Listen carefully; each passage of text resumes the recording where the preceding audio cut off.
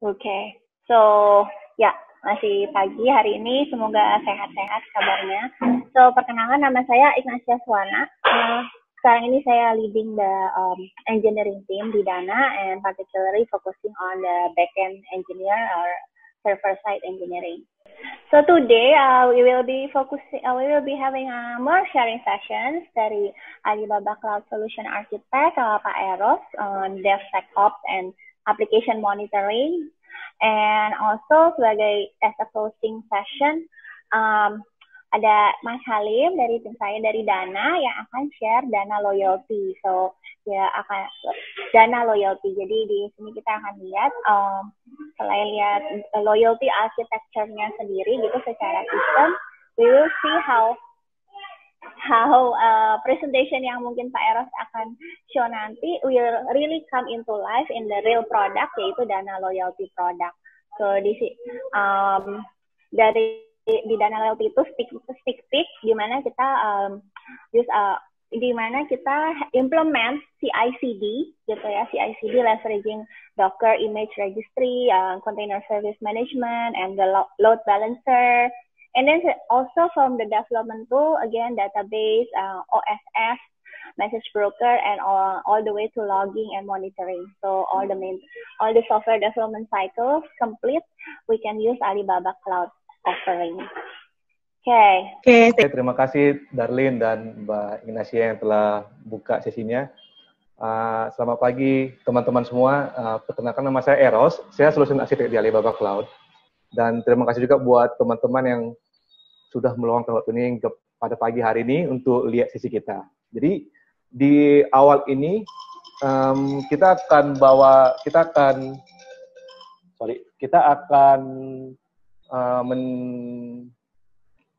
saya akan presentasikan tentang DevSecOps ya, bagaimana cara menerapkannya dari awal dan bagaimana juga kita mengaplikasikannya di pipelining DevOps kita pada umumnya gitu. Nah, saya akan mulai langsung saja ya presentasinya pada hari ini. Teman-teman bisa lihat semua kan slide saya. Boleh kalau ada gangguan ataupun kurang jelas suaranya ataupun nanti suara saya patah-patah atau dia tiba-tiba nggak bisa lihat screen-nya, di-info aja di chat biar kita bisa notice ya. Oke, saya akan mulai presentasi saya DevSecOps. Nah, jadi sebenarnya yang pertama itu DevOps dan DevSecOps. Bedanya apa ya kira-kira gitu? Di mana letak perbedaannya dan kenapa kita harus pakai DevSecOps gitu? Nah, biasanya kalau DevOps itu tuh terdiri dari 3 dimensi yang pada umumnya kita kenal di life cycle-nya DevOps sendiri, yaitu development, operation, dan application delivery gitu. Setiap phase yang kita gunakan para DevOps biasanya terfokus pada 3 dimensi ini. Nah, perbedaannya pada DevSecOps itu ya, DevSecOps itu kita tambahin satu lagi di bawahnya, itu security. Maksudnya apa? Ya, ketika kita plan life cycle-nya kita, ya, kita harus pastikan bahwa setiap life cycle ini, setiap life cycle itu ada security-nya gitu. Sudah di-embed sudah di-include cara atau manajemen security-nya gitu di setiap phase-nya. Kenapa? Karena pada saat ini kalau bisa kita bilang itu kita udah fokus-fokusnya nih pada security di setiap kali kita ngebuat aplikasi, kalau saya bisa bilang ya. Kenapa? Karena di beberapa situasi kita bisa lihat kalau kadang-kadang security ini yang bisa memenangkan fokusnya customer gitu. Dan seringkali memang di development ya, orang-orang developer kita ya, seringkali tuh sering tuh membuat change atau perubahan-perubahan di aplikasi dan dipublish langsung ke customer ya. Banyak di antara perubahan-perubahan dalam aplikasi itu langsung dihadapkan ke customer. Nah, jadi DevSecOps itu kita perlukan untuk memastikan ya, kalau security itu ada di semua proses development, di semua phase development kita itu, ya. Dan perusahaan-perusahaan juga pada umumnya mengimplement DevSecOps itu untuk enable speed and agility, karena esensi dari DevOps adalah speed and agility. Jadi kalau bisa kita bilang kita implementkan DevSecOps ke DevSecOps security ke DevOps itu bukan serta merta itu jadi mengurangi speed and agility itu. Jadi kita harus bisa mengimplementasikan security ini tanpa harus mengurangi speed and agility di DevOps gitu. Nah, jadi untuk memulai DevSecOps di perusahaan ataupun di organisasi kita, kita harus pastikan kalau ini merupakan tanggung jawab semua orang dan kita include itu dari awal development gitu, biar dia tidak mengganggu speed and agility-nya.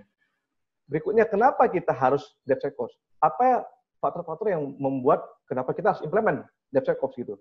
Yang pertama itu kita perlu fokus ke aspek security atau aspek keamanan itu dari awal, dari sejak dia coding kita harus implement itu sampai nanti dia waktu dirilis gitu. Dan yang kedua itu kita juga perlu mencari vulnerability gitu dari sisi keamanan. Ya, jadi dari semenjak kita coding, kita perlu untuk melihat apakah coding kita ini aman, apakah nanti rilisnya aman, apakah build-nya aman. Ya, itu dari sejak awal gitu untuk mengimprove overall security kita gitu. Dan yang ketiga adalah kita juga perlu, karena memang esensinya DevOps itu adalah better result and greater speed ya. Makanya kita juga perlu mengimplementasikan keamanan sehingga nanti ya sudah pasti kalau produk-produk kita, kan tujuan kita itu membuat sebuah produk yang aman dipakai oleh user. Nah, ketika kita menggabungkan security ke dalam DevOps, nah itu udah pasti speed dan result itu sudah lebih baik lagi. Dan yang keempat itu kita reduce vulnerability. Jadi kalau kita treat keamanan itu sebagai different aspek ya, kita bisa mengidentify vulnerability itu sesegera mungkin dan kita bisa meminimalkan frekuensi terjadinya security breaching. Dan yang kelima adalah untuk meningkatkan kode coverage dan automation. Terus kita lalu masuk ke apa sih keuntungan dari DevSecOps, benefit dari DevSecOps itu apa? Yang pertama, kalau bisa kita bilang, ini greater speed and agility untuk tim security. Jadi lebih kenapa? Karena ketika ada sebuah vulnerability yang baru, misalnya kita nemu ini, oh ada vulnerability yang baru, kita langsung cepat-cepat bisa bilang ke security team. Tuh, jadi security team bisa langsung fokus ke vulnerability itu, langsung patch gitu ya, di patch vulnerability-nya, dan juga mungkin dibagusin infra-nya kalau itu jadi di infra gitu. Jadi ya kita sangat membantu tim security untuk mendeteksi celah-celah keamanan. Dan yang kedua itu adalah enable rapid response for change and requirement. Jadi kapan aja ada change dari user ya kita bisa tetap cepat aja implementasikan tanpa harus memikirkan aspek security-nya karena kita sudah kita improve sejak awal. Dan yang ketiga itu adalah provide better collaboration and communication, apalagi dengan tim keamanan, dengan tim security gitu ya. Kita bisa selain kita lebih bagus lagi nanti komunikasi antar tim ya, karena kan DevSecOps ini bukan hanya tanggung jawab satu developer aja ya, satu tim. Kita juga bisa meningkatkan komunikasi kita dengan security team dan bakal juga kita bisa mempelajari hal-hal baru yang berkaitan dengan keamanan ini. Gitu. Yang keempat adalah kesempatan lebih untuk membuat build and test ya, automation build and test gitu. Karena security itu sudah diintegrasikan sejak awal, jadi kita tidak perlu lagi untuk melakukannya itu di luar dari step DevOps gitu. Karena dari awal udah kita implementasikan. Dan yang kelima adalah early identification of what vulnerabilities. Kenapa? Karena dengan kita menerapkan DevSecOps ya, kapan aja kita mendiscover ataupun menemukan sebuah vulnerability, kita bisa lebih cepat, lebih tanggap untuk bereaksi ke vulnerability ini. Nah, ini berkaitan dengan yang pertama tadi, berkaitan dengan faktor yang pertama tadi ke tim security. Jadi begitu kita tahu atau apa vulnerability-nya lebih awal kan, karena kadang-kadang kita nggak mau kalau celah keamanan ini baru ketahuan sama user gitu. Usernya udah pakai ya, aplikasinya udah diupload tiba-tiba, ada celah keamanan. Memang sih ini sering terjadi dan biasanya sih ya kita bisa menemukan potensi kehilangan customer. Kalau misalnya customer yang menemukan celah keamanan atau enggak waktu pada sisi kita mau rilis kita baru temuin tuh celah keamanan. Jadi lebih cepat kita temukan dan langsung di patch ataupun kita bisa perbaiki oleh security dengan kolaborasi dengan security team. Dan yang keenam adalah semua aset-aset kita, kode kita, infra kita ya, itu kita sudah yakin dan sudah make sure kalau itu sudah bisa melakukan high value work. Misalnya untuk data transaksi keamanan, pembayaran ya, e-commerce gitu ya, finance, biasanya itu membutuhkan keamanan yang tinggi. Jadi kalau misalnya kita sudah terapin DevSecOps dari awal, ya kita udah ada rasa tenang di developer sama di infra gitu ya, di tim DevOps yang gitu. Karena ya dari awal kita sudah terapkan, jadi ya udah ada kemungkinan kalau memang aplikasi ini sudah bisa melakukan pekerjaan-pekerjaan yang bernilai tinggi. Begitu. Workflow-nya DevSecOps. Jadi kalau bisa kita lihat, kita ada CI/CD pipeline dan kita juga menerapkan security di CI/CD. Jadi kembali lagi saya tegaskan, ya, penerapan security pada DevOps itu bukan jadi mengganggu atau memberatkan pipeline DevOps kita. Enggak, karena ini kita harus terapkan beriringan atau sejak awal gitu. Jadi jangan sampai ini jadi memberatkan. Ya, jadi kita biasanya sih orang menggunakan threat modeling. Ya, threat modeling. Apa sih itu threat modeling? Sorry.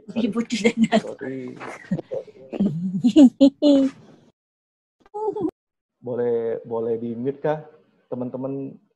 Soalnya takutnya. Iya. Oke, thank you. Oke.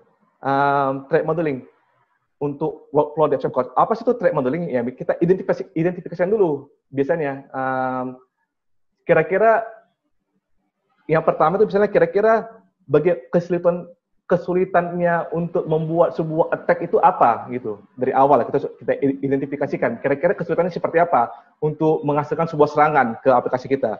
Dan yang kedua kira-kira apa sih outcome-nya? Kalau sebuah serangan terjadi ke aplikasi kita, outcome-nya seperti apa? Dan yang ketiga itu berapa user bakal ke efek ya, berapa user bakal kena impact dari serangan ini. Yang keempat apakah ada data-data yang akan dicuri nantinya? Apakah akan ada data-data sensitif atau informasi sensitif yang akan keluar jika terjadi sebuah serangan? Dan yang kelima adalah gimana sih cara si penyerang ini mengakses targetnya itu. Nah, kita definisikan dulu itu threat modelingnya, barulah kita menerapkan workflow-nya di DevSecOps. Yang pertama sih kita bakal menerapkan itu di fase, yang pertama kalau kita tekan di fase kode. Ya, kalau di fase kode ini, highlight-nya apa? Highlight-nya itu adalah code security into apps. Jadi kita dari awal itu sudah meng-code security ke apps gitu, membiasakan kita coding itu dengan memperhatikan faktor-faktor keamanan. Bagaimana caranya? Continuously review codes at every step. Jadi setiap kita coding, kita review apakah ada baris code atau baris logik yang kira-kira bisa mengeksploitasikan keamanan gitu dalam kode kita. Dan yang kedua adalah scan semua code ya.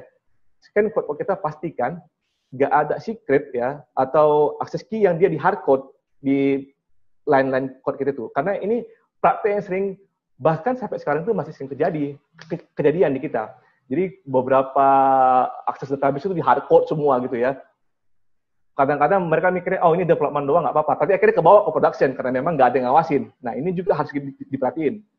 Dan yang ketiga itu, kita scan juga ya, kita secure semua open source dan third party komponen. Karena kita kan dalam membuat sebuah aplikasi, udah pasti pakai library open source kadang-kadang. Bukan kadang-kadang, sering lah. Untuk login, untuk misalnya untuk UI gitu ya, atau untuk beberapa fungsi validasi, kita sering pakai open source komponen. Ini juga harus kita scan.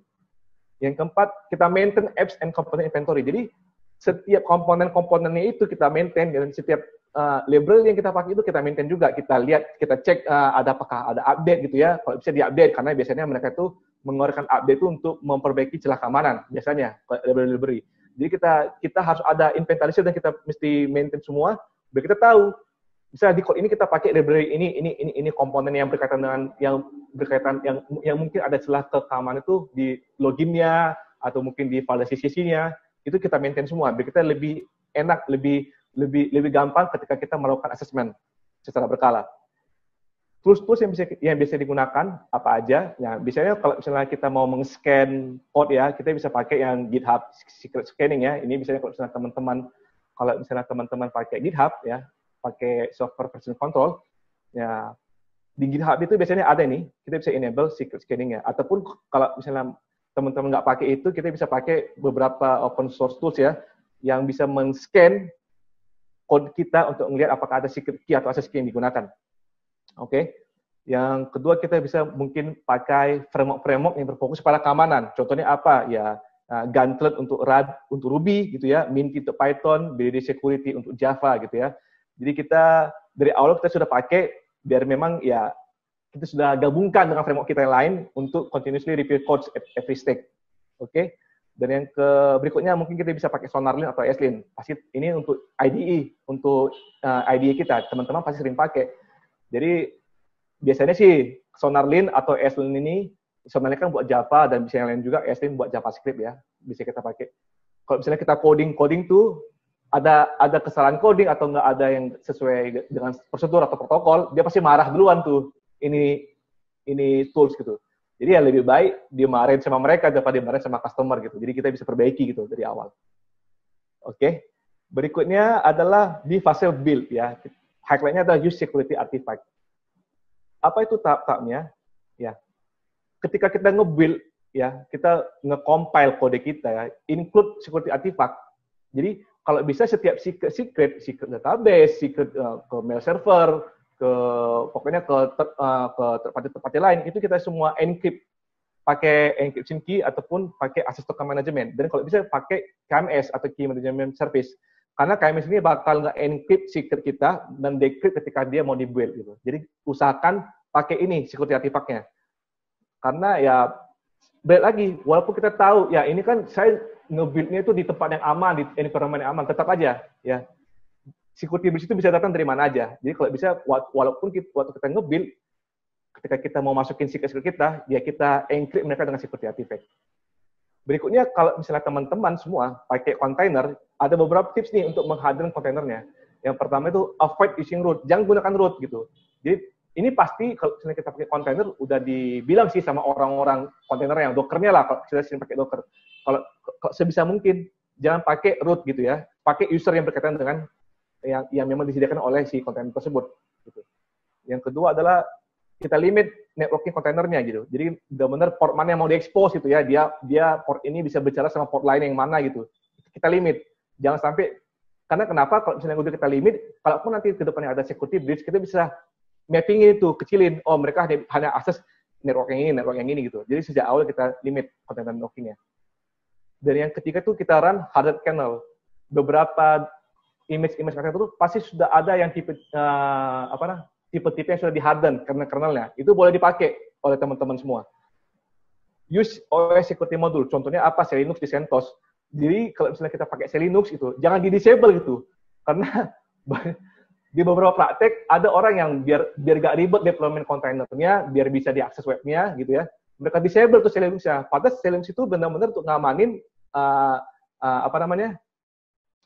akses yang akan datang ataupun masuk ke dalam kontainer itu gitu oleh OS gitu. Jadi jangan di-disable security modulnya.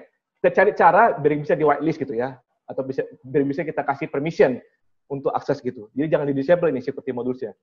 Yang kelima adalah scan dulu kontainer image-nya untuk mencari vulnerability. Di Alibaba Cloud ya, kita punya namanya Alibaba Cloud Container Registry yang di dalamnya kita bisa melakukan scanning gitu. Setiap kontainer-kontainer kita itu bisa kita scan, dan kalau teman-teman bisa lihat, ya kita bisa scan, ya ini nama kontainernya gitu ya, statusnya apa, digestnya apa, kita bisa scan. Nanti hasilnya itu mereka akan kasih lihat apakah ada security vulnerability yang ada dalam itu gitu. Misalnya saya punya kontainer yang namanya to-do list, di dalamnya ada banyak banget nih gitu, ada yang high 9, medium 5, low-nya 27. Nah, kita bisa, mereka bakal kasih tahu number of vulnerability-nya dan kira-kira lokasinya di mana. Itu kita bisa fix satu persatu. Di Alibaba ada, di container registry kita. Oke. Berikutnya adalah di fase tes. Tes security means standard. Oke. Caranya bagaimana? selama fase tes ya, ketika kita mengtes kode-kode kita atau aplikasi kita, pastikan kita juga punya standar security yang harus dipenuhi, dan ketika kita tes itu ketemu gitu, benar-benar dapat gitu. Yang kedua adalah kita adopt Dynamic Application Security Testing atau DAS gitu ya. Apa sih DAS ini? DAS ini DAS ini biasanya didesain, teknologi ini didesain untuk melihat vulnerability pada saat aplikasi berjalan ya. Biasanya sih yang mereka scan itu endpoint yang ke-expose. Contohnya apa? HTTP ya, HTML, REST atau SOAP ya, interface yang web enable application, UI antar mukanya, ini yang di-scan gitu, yang kita tes gitu, waktu saat dia berjalan gitu. Biasanya tools-tools yang kita pakai ya, SonarQube untuk tes quality dan code-nya, corporate dan code quality. Kita bisa pakai SonarQube untuk melakukan tes ini. Jadi sama kayak tadi linting yang kita gunakan sebelumnya di fase code, SonarQube ini juga bukan kadang-kadang, pasti selalu ngemarahin kita pada saat kita build dan kita tes, oh ini ada security di sini gitu, ada security di sini, ada security di sini, di line sekian, di modul ini, kita bisa tahu gitu. Dan kita bisa langsung patch. Lebih baik mereka yang marahin, lebih baik SonarQube yang marahin gitu, daripada nanti user yang marahin kita gitu. Yang kedua ada yang bisa digunakan, kita bisa pakai Metasploit atau ini untuk men-scan RPC ya, atau Arachne untuk men-scan HTTP kita, HTML ya. Kadang-kadang juga user sering pakai namanya Nmap. Nmap itu tools yang paling sering dipakai oleh pentest untuk mengakses endpoint yang ke-expose public ya, API, HTML gitu. Pakai itu Arachne atau Nmap. SQLmap ini juga penting, jadi untuk mengakses apakah web kita, aplikasi kita vulnerable ke SQL injection. Dia bisa pakai SQLmap. Oke. Berikutnya adalah di fase deploy dan provision. Kita highlight-nya adalah deploy and register security component. Sebisa mungkin ya. Caranya bagaimana? Ketika kita deploy ya, atau pada saat provisi, pastikan semua security component sudah terregister, dan kalau bisa di-perform checksum. Build-nya itu checksumnya kita simpan. Nah, waktu dia mau deploy kita cek dulu ya, checksumnya sama nggak gitu, untuk melihat apakah ada perubahan atau enggak gitu di image yang akan kita deploy.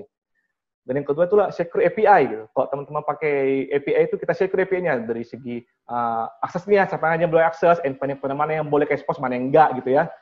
Kira-kira limitnya gitu. Ada IP blacklist lah kah gitu, mesti kita cek. Yang ketiga adalah gunakan role-based access control gitu. Keempat, harden cloud deployment. Bagaimana cara melakukannya? Di Alibaba kita bisa melakukan itu dengan cara yang pertama ya, ketika kita mau expose API, kita bisa pakai, kalau misalnya teman-teman sering sudah pakai Alibaba dan kita mau expose API, kita bisa secure dia pakai API gateway kita gitu. Di dalamnya ada banyak banget plugin-plugin yang bisa kita pakai gitu. Ada traffic control, IP access control ya, bisa kita juga implementasikan dengan OAuth 2 gitu ya. Ada routing juga bisa kita atur gitu. Jadi ini salah satu tools yang bisa kita gunakan untuk secure API kita. Berikutnya adalah RAM. Ini berkaitan dengan menggunakan role-based access control gitu. Orang pakai RAM ini buat apa? Untuk mendefine user ini boleh akses apa gitu ya, boleh akses infra yang mana, boleh akses tools yang mana, produk yang mana, dan aksesnya itu sampai apa batasnya. Kita harus biasakan pakai adopsi itu, implementasikan hal itu. Karena kenapa? Kalau misalnya kita sudah tahu, oh kita punya beberapa user itu punya grup sendiri. Grup ini tuh aksesnya ini, kemampuannya hanya ini doang. Nah, kita bisa lebih memperkecil faktor security breaching gitu. Apalagi karena kita juga sudah pastikan kalau setiap user itu memiliki wewenang yang sesuai dengan job desk mereka, yang sesuai dengan kebutuhan mereka. Nah, di Alibaba Cloud kita bisa implementasikan itu dengan menggunakan RAM gitu ya. RAM ini bisa mengatur aplikasi user ini login itu dia hanya bisa akses produk apa gitu. Kalaupun mereka bisa akses produk ECS gitu ya. Di ECS mereka bisa ngapain aja, bisa beli produk baru kah, bisa nge-delete kah, atau hanya bisa ngeliat doang gitu. Kita bisa define itu policy-nya di RAM. Berikutnya apalagi kita juga punya namanya anti DDoS gitu. Anti DDoS. Nah, sama seperti yang tadi saya bilang, hardened cloud deployment gitu. DDoS ini adalah serangan yang paling sering kejadian ya. Gak hanya di Indonesia, di luar Indonesia juga sering, di internasional juga sering banget gitu. Ini serangan yang terbilang, saya bisa, opini saya bisa bilang sangat ditakuti karena dia sangat mudah untuk dilakukan gitu, DDoS. Nah, caranya kita utilize produk-produk yang bisa meminimalkan dampak DDoS itu ke aplikasi kita. Contohnya apa, di Alibaba itu ada namanya anti DDoS premium ya. Di dalamnya itu kita bisa integrasikan dengan endpoint web kita ataupun infra kita. Di dalamnya juga nanti bakal kelihatan alertnya, bakal dikabarin kalau misalnya ada kira-kira serangan terjadi, bakal diamanin, bakal dibersihkan trafiknya gitu ya, lognya juga ada gitu. Berikutnya yang bisa kita utilize adalah web application firewall gitu, WAF ya. Nah ini orang sering pakai untuk mengamankan interface mereka gitu, website mereka, e-commerce ya, ataupun company profile gitu. Kita bisa pakai gitu. Yang kelima ada security group. Nah security group ini kalau bisa dibilang ini sering diabaikan ya oleh orang-orang yang pakai cloud gitu. Mereka cenderung banyak praktek-praktek yang dijumpai, mereka cenderung open semua port gitu, ke semua network gitu. Padahal ini paling basic, paling simple yang bisa kita lakukan untuk mengamankan infra kita gitu di security, gunakan security group. Di dalamnya apa sih kita bisa buat? Ini kayak semacam firewall. Sebelum masuk ke dalam server, ini ada firewall-nya gitu. Di dalamnya kita bisa tentukan, oh mesin ini ataupun kontainer ini, kalau misalnya kita pakai kontainer ya, hanya bisa diakses oleh network sekian, portnya itu hanya bisa diakses oleh orang-orang ini atau dari IP address range sekian gitu ya. Kita bisa define semua di situ. Ini penting. Satu lagi yang nggak kalah penting adalah gunakan key pair gitu. Banyak orang masih sering praktekin orang dia mau masuk ke server melalui SSH, ya pakai password gitu. Ini password itu ya kalau bisa kita walaupun itu rumit pasti bisa di cracking gitu ya. Pasti ada nanti waktunya dia bakal bisa crack walaupun lama gitu ya. Tapi ada lebih baik kalau kita dari awal itu ya biasakan gak usah pakai password tapi pakai key pair. Ya public kita daftarin ke servernya gitu biar langsung diidentifikasi kalau misalnya hanya kita yang boleh masuk gitu. Kita juga boleh disable root ya di server-server kita. Jadi root login itu sudah kita disable melalui SSH-nya gitu. Jadi ini aspek yang penting ini. Ini simple tapi sering dilupakan orang gitu. Mereka cenderung membiarkan ya semuanya boleh masuk biar jangan repot nanti buka portnya. Jangan. Dari awal kalau bisa provision itu kita harus tentuin ini hanya bisa diakses oleh siapa-siapa aja gitu. Biar jangan ibaratnya konsep itu kita terkecil kemungkinan untuk security breaching. Yang keenam adalah bastion host gitu. Apa sih ini bastion host? Produk lain dari Alibaba Cloud yang bisa kita pakai untuk memonitor session dan mengatur siapa-siapa aja sih, simpelnya ya, siapa-siapa aja yang bisa connect ke server. Nah, di sini kita bisa lihat di dalam itu kita bisa buat policy-nya ya, ada session audit-nya. Ini penting juga untuk audit. Jadi setiap orang yang melakukan command line, mengetik komen di dalam server itu bakal kerekam. Mereka ketik apa aja, yang dilakukan apa aja. Misalnya saya, Eros itu hanya punya akses ke server A, B, C gitu. Nah, jadi kalau misalnya saya mau connect ke server A, ke server B, atau ke server C, itu dari bastion host dulu maksudnya. Nah, ini kayak semacam satpamnya lah. Habis itu di sini kita bisa dilihat gitu, komen-komen yang kita ketik itu apa aja gitu ya. Jadi nanti untuk kepentingan audit ini perlu banget ya. Pasti di komponen itu pasti ada auditnya gitu untuk ke sini. Ini bisa kita pakai. Jadi ini di fase deploy and provision. Berikutnya adalah fase monitoring ya, monitor security standard gitu. Kalau bisa kita lihat,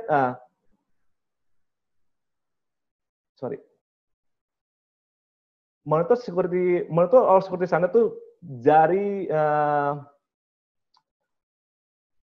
kita mau monitor security itu sejak awal juga, dan ketika sudah di deploy dan di provision ke server-server, kita bisa monitor gitu. Kita install monitoring tools biar bisa kita lihat, biar bisa kita amati kira-kira ada kemungkinan breaching nggak nanti ke depannya gitu. Dan kita juga harus perform audit dan validation gitu ya, secara berkala di semua infrastruktur kita, di semua code-code-nya kita. Berikutnya apa? Kita deploy monitoring service. Nanti kita akan bahas di sesi yang kedua, APM. Dan yang ketiga adalah generate actionable alert. ada beberapa produk yang bisa kita pakai di Alibaba untuk mengachieve hal ini. Yang pertama adalah host monitoring gitu. Host monitoring ini terkait dengan monitor all security standard ya dan deploy monitoring service. Di sini kita bisa ngelihat ya setiap resource yang kita pakai di Alibaba itu konsumsi compute-nya, disk-nya, network-nya, semua bisa kita monitor. Dan kita juga bisa generate actionable alert di sini. Suatu waktu kalau misalnya ada tiba-tiba compute kita tinggi nih pemakaiannya dari segi CPU ataupun memori ataupun disk-nya tinggi gitu ya. Kita bisa dapat alert. Kita tahu duluan nih, kita sudah tentuin threshold-nya kok sudah 80%, tolong kabarin saya. Kalau CPU-nya udah sekian persen, tolong kabarin saya. Kita bisa pakai di host monitoring. Kita bisa setting itu semua di host monitoring. Sini. Jadi nggak hanya server doang, enggak. SLB juga kita bisa monitoring. SLB, RDS, ya database kita gitu ya. OSS untuk simpan file. Pokoknya semua itu bisa kita monitor dari host monitoring. Di Cloud Monitor nama produknya. Yang kedua adalah Action Trail. Nah, di Alibaba kita ada namanya Action Trail. Apa sih fungsinya ini? Action Trail itu karena memang pada dasarnya setiap action yang kita lakukan di Alibaba itu adalah API call. Ya. Jadi setiap action yang kita lakukan di platform Alibaba ini bakal ke record. Ya. Ini perlu untuk audit nanti. Untuk poin yang perform continuous audit and validation. Gitu ya. Jadi nanti kita bisa tahu setiap user ya dia ngelakuin apa, apakah dia stop instance, gitu ya, dia create yang baru, dia ubah IP range di CIDR di VPC, ataupun dia buka port baru di security group, ataupun dia ya pokoknya hampir semua action yang dilakukan di Alibaba itu bakal kerekam di Action Trail. Ini penting untuk audit. Berikutnya apa? Security Center.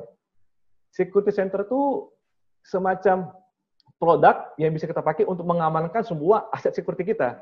Di dalamnya kita bisa install namanya antivirus ya, tamper protection ya, dan di dalamnya juga kita bisa generate alert kalau misalnya ada security ataupun malicious yang terdeteksi di server-server kita.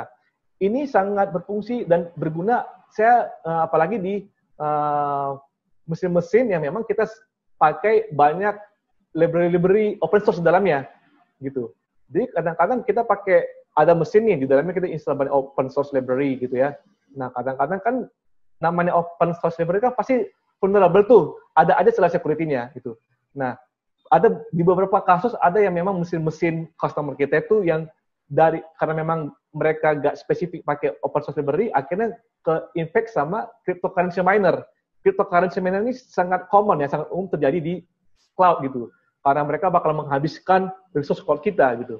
Nah, security center itu bisa membantu kita untuk menangkis hal tersebut.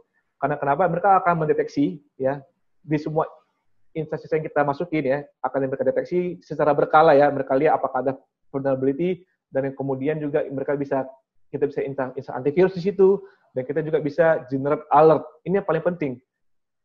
Generate actionable alert ya. Jadi kalau memang sedapat mungkin setiap produk yang kita pakai di cloud itu kita buat alertnya. Jadi kalau ada ya nggak hanya security breach, usage yang terlalu tinggi pun kita bakal dapat alertnya. Gitu. Yang keempat adalah cloud security scanner. Cloud security scanner ini lebih ke scanning semua produk kita gitu. Jadi kan kalau tadi security center untuk mengamankan server-server pada umumnya, karena kan ini kan hanya diintegrasikan dengan server, dengan ECS. Kalau cloud security scanner itu bakal meng-scan semua resource cloud kita, domain-domain kita, web yang kita masukin ke WAF gitu ya, API kita dia bakal scan gitu. Ini berkaitan dengan monitor all security tadi gitu, perform continuous audit. Jadi security scanner ini bisa membantu kita untuk mendeteksi kira-kira di produk yang mana, di resource yang mana nanti ada vulnerability. Kita bisa pakai security scanner. Apa aja sih yang bisa di-scan? Semuanya ya. Dari mulai password yang kita pakai di FTP, di SSH, kalau misalnya kita masih pakai password database kita, RDS yang terinstall di sini gitu ya. Kemudian API kita gitu ya, API kita, website-website yang kita hosting yang di manage DNS-nya oleh Alibaba Cloud, dia bakal kunjungi satu persatu dan dia bakal lihat gitu, bakal scan kira-kira security, apakah ada security breaching atau security vulnerability. Pakai security scanner. Dan yang terakhir adalah cloud firewall. Nah, di cloud firewall ini fungsinya lebih ke menjaga setiap aktivitas internet ya, internet ataupun traffic internet dari produk-produk cloud kita itu keluar itu aman gitu. Di dalamnya dilengkapi dengan intrusion prevention system ya untuk mengecek apakah ini traffic ini normal atau enggak, keluar ke IP sekian ataupun IP yang masuk gitu apakah normal gitu ya. Ini pakai cloud firewall. Jadi ini beberapa tools yang kita bisa utilize untuk mengamankan aplikasi kita. Summary-nya apa? Jadi semua orang itu tanggung jawab sama security, gak hanya DevOps tim aja, tapi developer juga gitu. Karena ini ada cultural ya. Kita mesti pastikan kalau misalnya kita mau terapin DevSecOps ya, developernya juga mesti tahu gitu. Kalau ya dari awal tuh mesti di code itu ya code-nya itu benar-benar kalau bisa jangan bisa menghasilkan security leak ya. Makanya pakai beberapa framework ya ataupun pakai linting ya. Kita bisa gunakan itu gitu. Jadi gak hanya DevOps tapi developer juga, orang infranya juga gitu. Tanggung jawab bersama semua. Jadi kita harus pastikan dari awal kalau kita mau terapin DevSecOps ya, semuanya harus terlibat. Gak hanya satu tim aja gitu. Dan yang kedua, kita harus bisa mengaplikasikan security di DevSecOps tanpa harus mendisturb speed and agility gitu. Karena esensinya DevOps itu adalah speed and agility. Nah, jadi jangan pernah takut, jangan pernah ragu untuk menggunakan tools-tools yang ada. Apapun toolsnya yang bisa membantu kita untuk memonitoring security. Seperti tadi yang sudah kita lihat sebelumnya, di sisi code ada, di build-nya ada, di test-nya ada, di provision ada, di monitoring ada. Jadi setiap tools-tools yang kita punya, ataupun kita mungkin tahu beberapa open source yang memang sudah terbukti bisa kita membantu kita, ya pakai aja. Jangan pernah takut untuk membantu kita menerapkan security di aplikasi kita. Dan yang ketiga itu adalah production environment gets into a better spot to handle real-world attacks. Jadi dengan kita memastikan, dengan kita memakai DevSecOps di setiap phase development kita sudah bisa membilang ya, environment production kita itu lebih mature dan lebih siap untuk menghadapi serangan dari luar. Serangan itu pasti ada dari luar. Dan berkali-kali pun kita patch security-nya, kita kasih security lagi, kita tambahkan security ini di A, di B, di C, di modul A, di code A, di fungsi B, di fungsi C, pasti itu tetap bakal diserang ya. Sama orang luar. Jadi dengan kita terapin ini dari awal, ya itu bakal ngebantu kita dan bakal lebih menggaranti kalau memang ya kode kita ini bakal lebih aman, lebih siap untuk menerima real world attack.